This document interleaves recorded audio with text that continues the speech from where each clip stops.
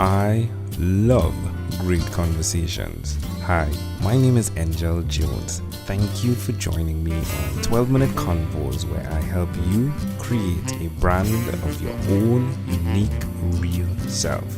Listen in as I have conversations with amazing people from all over the world. Good night, Matt Weik. How are you going on this wonderful, beautiful night? I'm doing great. Just got done tucking the kid into bed and ready to roll with the podcast. Love it. And where are you in the world actually? I'm in Pennsylvania. All right.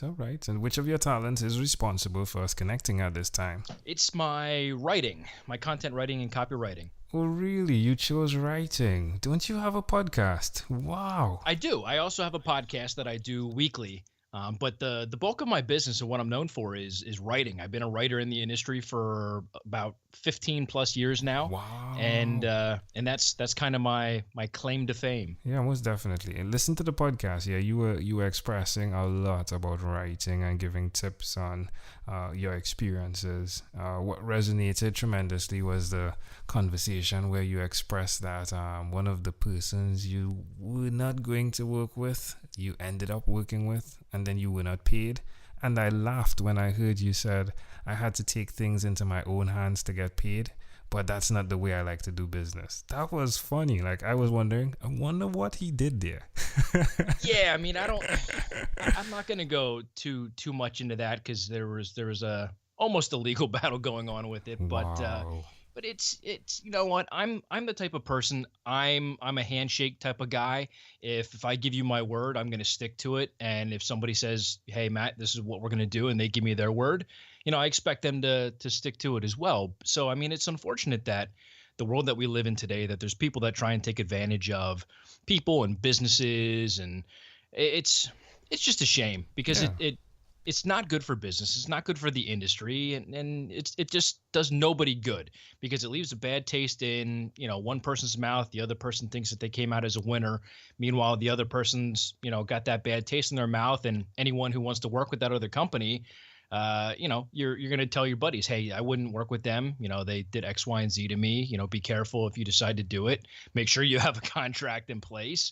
But it's just a shame, and it's not the way that I like to do business. I'm a very easygoing guy, and my word is as good as gold. So if I say I'm going to do something and I don't back it up, that's a rarity, and it never happens. It's just how I do business. If I give you my word that I'm going to do something, I follow up.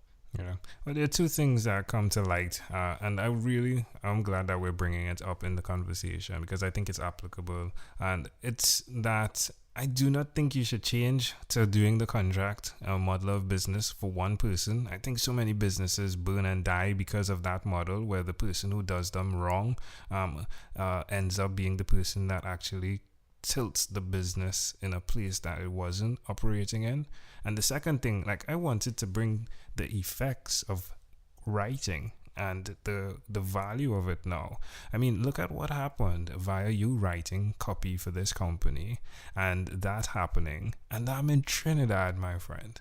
I'm in the Caribbean. And now, like, if you did call that business's name, could you imagine the ripple effect of that, right? Yeah, and you know what? I'm not one to go out and badmouth people and put people's names out there or businesses out there who have done me wrong. I try and keep it professional and work with that company and say, look, this is why I'm having an issue, or this is why we're not coming to an agreement, or this is why something happened, and try to come up with an applicable solution to everything. I'm not one that likes to harp on things, but and you know what? It's my own fault. When I started my business, I mean, I'm only going on a year and a half of being in business in terms of Weik Fitness, and it was literally one of my first clients. It's somebody who I knew in the industry who, they didn't have the best reputation, but they never did wrong by me. So, I gave them a shot. I said, yeah, I'll help you grow your brand. It was a new brand that they were trying to build, and instead of doing the contract or asking for half up front and half when I was done, I asked for it all at the end, and it took a little over a year to get paid. Yeah, it's rather unfortunate, but definitely you come out the winner every time. And that being said, Matt, everything we expressed in terms of the copy you're doing, in terms of Weik Fitness, where's the best place for someone to connect with you? The easiest place is my website. It's weikfitness.com, WEIK fitness.com. I mean, there's a contact page on there. It's so easy just to fill it out, shoot me an email. And also on there, there's links to all of my social media, and it's Weik Fitness across the board. So if you're on Instagram or Facebook or Twitter, everything is Weik Fitness. Tell us one other thing that you've been doing consistently over the last 3 years, please. Besides the content writing, copywriting, and the podcast, which we spoke about, it would be my work in the supplement industry. I work for Metrex, which if anybody's listening to this and you recognize the name Metrex, it's one of the world's largest supplement companies. I worked for them for 10 years before starting my own business. And since then, I've been going out and consulting and brokering for other supplement companies that are out there, and it's on a global level. So it's not just here in the United States where I am. I have people from the UK, I have people from Australia, I have people from Canada, all looking to basically use my network to help them grow their business. So that's also been a big part of Weik Fitness for me and my growth over the last year and a half. That's amazing. How does it make you feel doing that, growing your networks on that level? You know what? I like it. I'm a people person, as you know. I'm sure you've probably picked up on. I love talking with people. I love networking and just talking about the industry, talking about fitness, learning from people. I believe that anyone that you come in contact with, it doesn't matter if they're a millionaire or billionaire or somebody on the street that is barely getting by. I think everybody has a story to tell. I think everybody has something that they can say that you can take away from the conversation and have it really resonate with you and help shape who you are and who you become in the future. So for me, everything is about networking because I love learning different things, different cultures, different ideas, different ways of doing things. So to me, networking is extremely important. Suggest to someone that's listening why they should do networking, where it connects their business to so much more. Yeah, I mean, and today with social media, I mean, it's insane. I mean, you contacted me through LinkedIn, and years ago, we would have never even been able to meet and connect and talk to each other and even do a podcast like this nonetheless.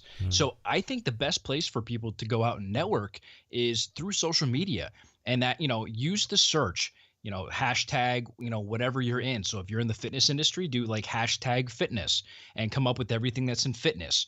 Or if you're a local business and you're looking to grow your business, use your zip code or your city.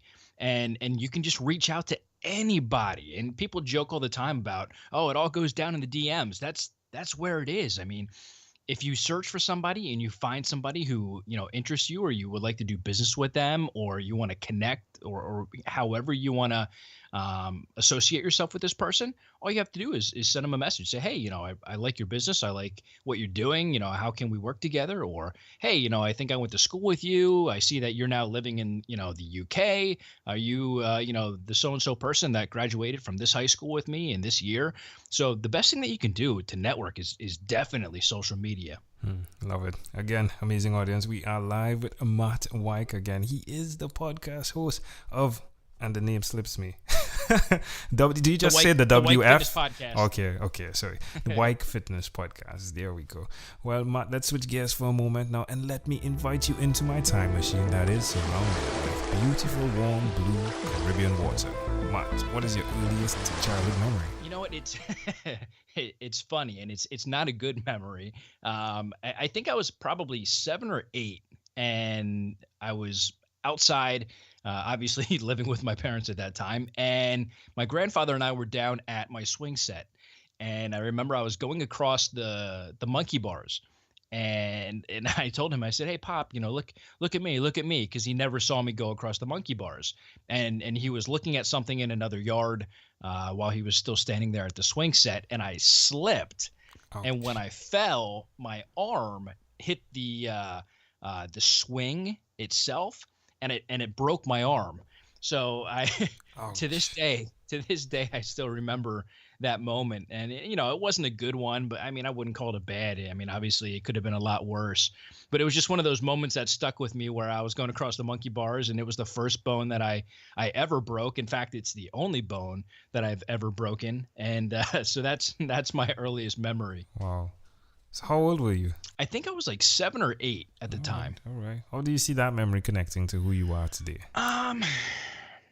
You know what? I've always been an athletic kid, and all the way through high school and college, I played sports. And I think it goes to show that you can bounce back from anything or any obstacle that gets in your way in life. For me, with that instance, it was a broken arm. So obviously, I couldn't play basketball, I couldn't play baseball, I couldn't play tennis, couldn't throw the football or anything like that. And I know that it really ate me up inside because I wanted to be active. It's what I was as a kid. I basically lived outside. My parents would have to almost tell me that they would punish me if I didn't come back in the house because I just loved being outside and playing. So I just think it goes to show that it doesn't matter how bad you think things are right now. Every day is a new day and a new opportunity, to grow personally, financially, in a relationship, in a business, whatever the case may be. So I think while your day might be bad today, tomorrow, the sun's going to rise again, and you'll have all new opportunities to take advantage of. Love it. Love it. All right. You connected the dots. All right. Well, if we fast forwarded to when you were 12, what was your favorite song? Oh, man. I think a song that was out, man, it was probably like 1994, was probably Coolio with Fantastic Voyage. All right. You're the second Coolio fan I've gotten at 12 today. Pretty intriguing. Yeah. I think it would be intriguing to connect you with the guy that said that, so you could have a conversation and then see where it goes from there. When I do share that notepad thingy, definitely I will do that. That should be fascinating. We've arrived at our destination, but before we get off of this time machine, there is a small declaration form. So it's yes or no, possibly a bit more. We're going to move pretty quickly here. Are you ready, Matt? Yes. Matt, have you chosen someone to pass on your skills to? Yes. Are you married? Yes. Do you have children? I do, yes. Do you believe in God? I do. Do you have an inner circle of friends? Yes. Do you watch TV for more than 3 hours a day? No. How about 3 hours a week? Yes. What about screen time, the phone and or the computer? Is it more than 8 or less than 8 hours a day? It's definitely more than 8. I live on my computer all day. Matt, if you had to share with us your own unique real statement, a statement that represents Matt Weik, what would you say that is? I would say my statement is go out and try and help as many people as you can. The reason why I started my business was because I want to go out and help change lives.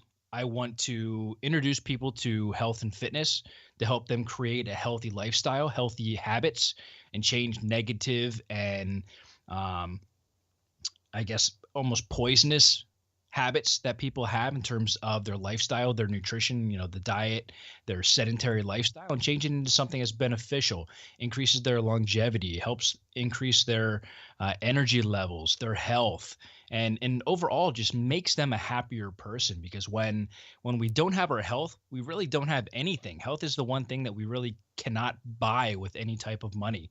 So for me, it's always been trying to help people live a healthy lifestyle. And if they're willing to change and see things differently, that, anything is possible if you're willing to commit and be consistent with it. Love it. Matt, this was a great pleasure, my friend. Thank you for being on What is Inspired by 12-Minute Convos with Angel Jones. Thank you. Thank you for being on 12-Minute Convos with Angel Jones. Stay tuned for more from our advertisers. Diabetes is a mountain pandemic. It's a disease that's not acute but chronic. Similar to this rhyming method, I have simplified the definition, the signs and symptoms, and the complications of diabetes for both adults and children in my books, Poems for Patients, A Focus on Diabetes, and The ABCs of Diabetes for Children. These books are available on Amazon.com, and for more information, you can visit my website, poemsbyaj.com. That's poemsbyaj.com.